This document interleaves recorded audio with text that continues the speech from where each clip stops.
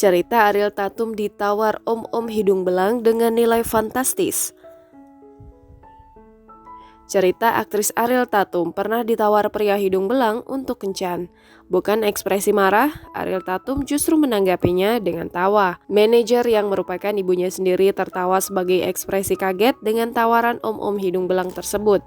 Para pria hidung belang itu menawarkan angka yang lebih besar demi bisa membayar semalam bersama Ariel Tatum. Sayangnya, Ariel Tatum enggan membeberkan berapa besaran tawaran yang datang padanya dari para laki-laki hidung belang. Merespon tanggapan Gading, Ariel mengatakan sejak kecil dirinya tak pernah diajarkan untuk mencari uang dengan cara seperti itu. Ariel Tatum mengaku selama ini banyak laki-laki hidung belang yang menawar dirinya untuk bisa bermalam bersama.